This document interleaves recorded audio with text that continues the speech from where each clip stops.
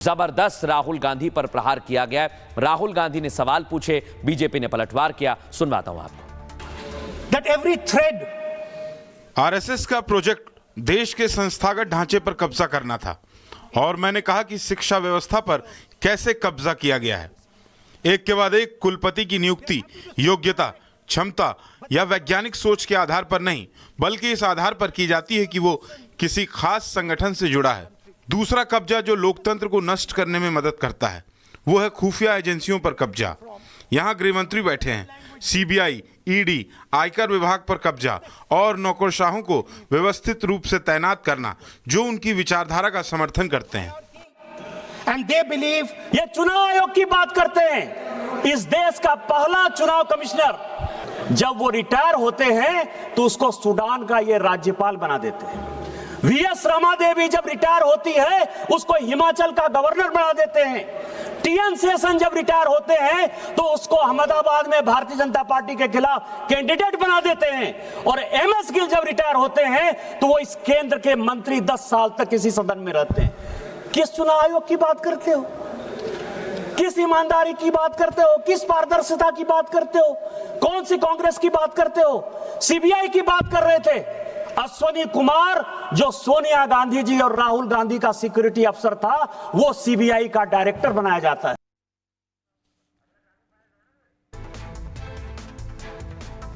सवाल कई सारे पूछे जा रहे हैं दर्शकों, और आज संसद में एसआईआर को लेकर अलग अलग सांसद ने आवाज भी उठाई। आइए आपको बताता हूं कैसी कार्यवाही के दौरान सवाल पूछे गए। संसद में एसआईआर पर जबरदस्त बहस चल रही है। बहस की शुरुआत कांग्रेस की तरफ से मनीष तिवारी ने की। दर्शकों, कांग्रेस नेता मनीष तिवारी ने बहस की शुरुआत की और कई सवाल पूछे। तिवारी ने कहा, चुनाव आयोग एसआईआर नहीं करा सकता है। चुनाव आयोग का देश भर में एसआईआर कराना गैर कानूनी है। संविधान में एक साथ एसआईआर को लेकर कोई कानून नहीं है। देश भर में चल रहे इलेक्शन कमीशन के एसआईआर को तत्काल रोक दिया जाए। ईवीएम से चुनाव पर रोक लगे और बैलेट से वोटिंग हो। डायरेक्ट केस ट्रांसफर भी करने पर रोक लगानी चाहिए। चुनाव आयुक्त की नियुक्ति प्रक्रिया में भी बदलाव होना चाहिए। अखिलेश यादव ने भी सवाल पूछा, एसआईआर के बहाने साजिश हो रही है। उन्होंने कहा, एसआईआर के नाम पर एनआरसी का काम किया जा रहा है। उत्तर प्रदेश के सीएम डिटेंशन सेंटर बना रहे हैं। इधर कल्याण बनर्जी भी पहुंचे। उन्होंने एसआईआर को लेकर सवाल उठाए, कहा वोट डिलीट करने का टूल बन गया एसआईआर। इलेक्शन कमीशन को किसी की नागरिकता तय करने का अधिकार नहीं है। इलेक्शन कमीशन वोट डिलीट कर रहा है और बीजेपी जश्न मना रही है। इधर लल्लन सिंह सामने आए। उन्होंने कहा, ये लोग आज वोट चोरी की बात कर रहे हैं। कांग्रेस के जमाने में वोटों की डकैती होती थी, तब चुनाव में बैलेट पेपर ही लूट लिया जाता था, बूथ लूट लिया जाता था। इलेक्शन कमीशन ने वोट की लूट पर रोक लगाई है, इसे खत्म करने का काम किया। अगर एसआईआर में प्रमाण पत्र मांगा जा रहा है तो फिर डर किस बात का है? क्यों डर रहे हैं लोग? और इसे लेकर अब देश भर में सियासत हो रही है। दर्शकों, सुनवाता हूं मैं आपको सियासी दल क्या कह रहे हैं। जितने भी बाई इलेक्शन हुए हैं वहां पर वोट चोरी अध्यक्ष नहीं हुई, वोट डकैती हुई है। और मैं फिर कहता हूं, जहां जहां आप लोग जीते हो बाई इलेक्शन में, अभी 27 भी आने वाला है, अगर एक भी लोग वो जो विधानसभा आप जीत करके दिखा देना, मैं on the floor of house कह रहा हूं अध्यक्ष महोदय, अगर निष्पक्ष चुनाव होगा तो एक भी भारतीय जनता पार्टी वहां पर सीट नहीं जीतने वाली। वोटिंग में भी किसी ने विरोध नहीं किया, नतीजे आने के बाद भी किसी ने विरोध नहीं किया। हाँ, इतना जरूर है, बिहार की हार के बाद राहुल गांधी जी के नेतृत्व में कांग्रेस 95 से ज्यादा चुनाव हार चुकी है और 2026 में सेंचुरी लगाएगी। ना संविधान में ना कानून में स्पेशल इंटेंसिव रिवीजन का कोई प्रावधान है। And reasons to be made public, तो ही आप एसआईआर कर सकते हैं। आप पूरे बिहार के लिए एसआईआर नहीं कर सकते। बिहार में तो आप लोग बहुत कुछ किया, बोला था घुसपैठिया जो है सब निकाल देंगे, घुसपैठिया जो है सब निकाल देंगे। नहीं मिला।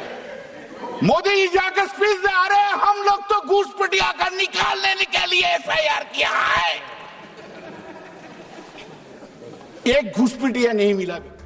तो ये सवाल पूछे जा रहे हैं दर्शकों, और इधर संसद में आज एक और तस्वीर देखने को मिली। आइए तो आपको वो तस्वीर बताता हूं जहां अमित शाह के साथ लंच कर रहे हैं। देख रहे हैं आप, नित्यानंद राय यहां पर बैठे हुए हैं और गृह मंत्री अमित शाह बैठे हुए हैं। मंत्री और सांसदों के साथ फुल फ्रेम दिखाइए इसे। गृह मंत्री अमित शाह ने आज लंच किया है।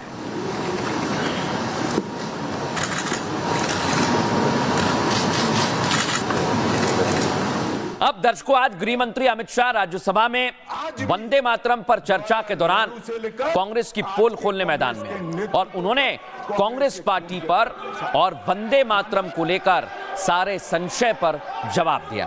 अगली तस्वीर दिखाइए। लेकिन आज भी कई लोग हैं दर्शकों, जिसमें सबसे बड़ा नाम है अरशद मदनी का, जिन्हें वंदे मातरम से दिक्कत है। वो कह रहे हैं हमें खुदा अल्लाह को मानने वाले हैं, अल्लाह के सिवा ना किसी का पूजनीय हम मानते हैं और ना किसी के आगे सजदा करते हैं, हमें मर जाना स्वीकार है। सोचिए आप, इस तरह की बातें कह रहे हैं लोग। लेकिन दर्शकों, सवाल कई सारे हैं कि आखिर ये लोग वंदे मातरम से इतनी दिक्कत में क्यों आ जाते हैं? वंदे मातरम कहने से क्या परहेज है? क्या इन्हें देश से प्यार नहीं है? ये सवाल बहुत गंभीर है दर्शकों, जो मैं पूछ रहा हूं, क्योंकि वंदे मातरम को लेकर देश भर में संग्राम छिड़ा हुआ है। सड़क से लेकर संसद तक इस बात पर ही बहस हो रही है। और आपको बताएं, कल लोकसभा में चर्चा हुई और आज राज्यसभा में चर्चा हो रही है। लोकसभा में पीएम मोदी ने चर्चा की शुरुआत की थी, आज राज्यसभा में चर्चा की शुरुआत गृह मंत्री अमित शाह ने की। अमित शाह ने कहा, दुनिया भर में वंदे मातरम के चर्चे हैं, दुनिया भर में आजादी के दीवाने इसका गुणगान करते हैं। जब सरहद पर देश का कोई जवान अपने प्राण को त्याग देता है तो उसकी जुबान पर सबसे पहले वंदे मातरम होता है। देश में वंदे मातरम की चर्चा पहले भी थी, अब भी है। युवाओं को इसकी अहमियत पता लगनी चाहिए। लेकिन एआईएमआईएम ने वंदे मातरम का विरोध किया दर्शकों। असद उद्दीन ओवैसी ने, उन्होंने कहा, हम अपनी मां की इबादत नहीं करते, मुसलमान कुरान की भी इबादत नहीं करते, इस्लाम में अल्लाह के सिवा कोई खुदा नहीं है, हुकूमत इस पर जोर जबरदस्ती नहीं करती है, अगर जबरदस्ती करेंगे तो यह संविधान के खिलाफ है। एक तरफ संसद में इस पर जोरदार चर्चा चल रही है दर्शकों, दूसरी तरफ सड़क पर भी इसे लेकर संग्राम मचा हुआ है। मौलाना अरशद मदनी ने वंदे मातरम का विरोध कर दिया है। उन्होंने कहा, मुस्लिम केवल अल्लाह की इबादत करता है, अल्लाह के सिवा किसी दूसरे को शामिल नहीं कर सकता। वंदे मातरम में देश को देवता मानकर दुर्गा माता से तुलना है। वंदे मातरम में मां मैं तेरी पूजा करता हूं का जिक्र है और इसीलिए जो मुसलमानों की धार्मिक आस्था के खिलाफ है, ऐसा इन लोगों को लगता है, इसलिए इसे गाने के लिए मजबूर नहीं किया जा सकता। हमें संविधान में धार्मिक स्वतंत्रता का अधिकार मिला हुआ है। ये सवाल दर्शकों बहुत बड़ा है। वंदे मातरम में आखिर दिक्कत क्या है? सुनिए जरा कैसे तर्क दिए जा रहे हैं। जिस गीत को, जिस गान को महात्मा गांधी ने राष्ट्र की शुद्धतम आत्मा से जुड़ा हुआ गीत कहा, बिपिन चंद्र पाल ने एक राष्ट्र धर्म है जिसमें राष्ट्रभक्ति और कर्तव्य दोनों समाहित है, जिसकी अभिव्यक्ति वंदे मातरम करता है, वो वंदे मातरम का टुकड़ा करने का काम भी कांग्रेस पार्टी ने किया था।